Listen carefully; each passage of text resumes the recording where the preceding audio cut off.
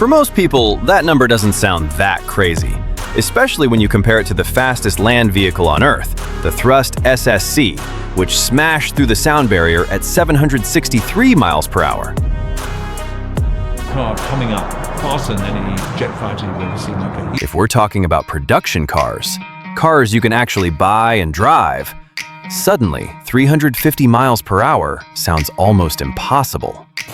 Back in 1987, Ferrari made history with the F40, becoming the first street-legal car to break 200 miles per hour, hitting 202.6 miles per hour. Then it took 18 years for the next big milestone. In 2005, Bugatti's Veyron pushed the limit to 253.8 miles per hour. After that, Bugatti did it again. The Chiron Super Sport 300 Plus needed almost 15 more years just to add another 50 miles per hour, reaching 304.7 miles per hour. And now, the race for 350 miles per hour is officially on.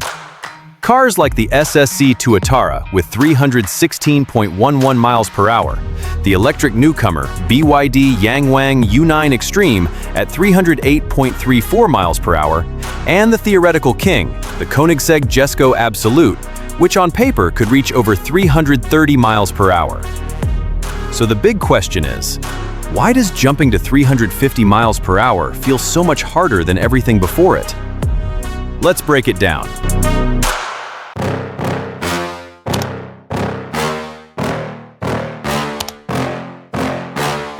Aerodynamic drag is the main villain at extreme speed. At low speed, air feels harmless, like a fan blowing on your face. But the faster you go, the more it feels like driving through thick slime. And at extreme speeds, it's basically like smashing into an invisible wall over and over again. Scientifically, air resistance increases with the square of speed, and the power needed to fight it increases even worse. In simple terms, when speed goes up, the energy demand doesn't rise a little, it explodes. That's why jumping from 300 miles per hour to 350 miles per hour requires a ridiculous amount of extra power. For example, a car might need around 200 horsepower to reach 150 miles per hour. But to approach 300 miles per hour, you don't just add another 150 horsepower. You need over 1,500 horsepower. And even that's not enough. The entire car has to be shaped to slice through air as cleanly as possible.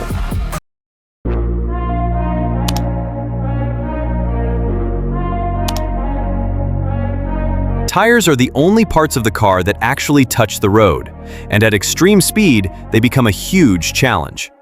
At 300 miles per hour, a tire spins more than 50 times per second. That creates insane centrifugal forces trying to literally tear the tire apart from the inside. Rubber also has a nasty problem called ballooning. At high speed, the center of the tire stretches outward, making the tire swell like a balloon. At the same time, the contact patch becomes narrower, meaning less grip and less stability. On the Bugatti Chiron Super Sport 300 Plus, each tire had to withstand forces of up to 7 tons. For comparison, a high-performance sports car like a Porsche 911 only experiences around 3 tons at top speed. And on top of that, extreme heat from constant deformation can destroy a tire's internal structure in minutes if it's not specially engineered.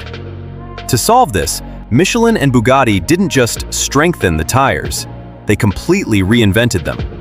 The steel layers were reinforced with carbon fiber, stronger, lighter, and far more resistant to stretching. These tires were tested using aircraft-grade equipment, the same type used in the aerospace industry. The result? They survived speeds of up to 318 miles per hour before deformation, something that was once considered impossible.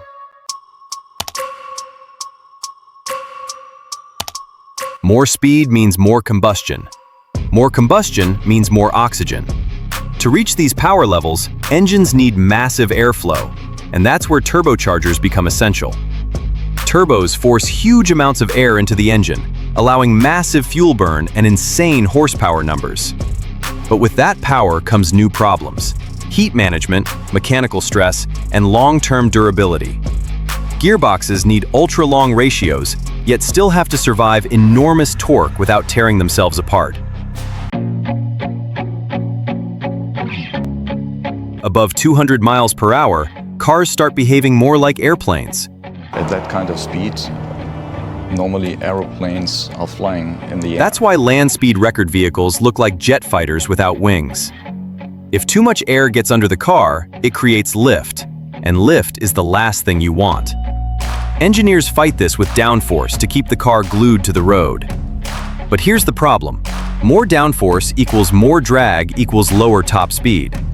So hypercars use long, smooth tail designs, tiny fins, sharp vents, and ultra-clean airflow management instead of giant wings. The biggest challenge is to get the overall package right. So that means not only design, not only aerodynamics, not only engine, not only tires, is to get everything together and working in one car.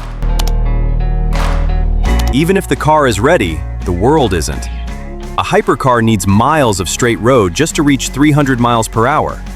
Then it needs even more distance to slow down safely without overheating brakes or destroying tires. That's why land speed records usually happen in places like Bonneville Salt Flats or Black Rock Desert. But production cars need something else, a surface that's perfectly smooth. At 300 plus miles per hour, a tiny pebble can hit like a bullet. This is exactly why Koenigsegg Jesko Absolut, despite its theoretical 330 miles per hour capability, still hasn't done a full-speed run. They're still searching for the right location. That's why adding just 50 miles per hour took almost 15 years.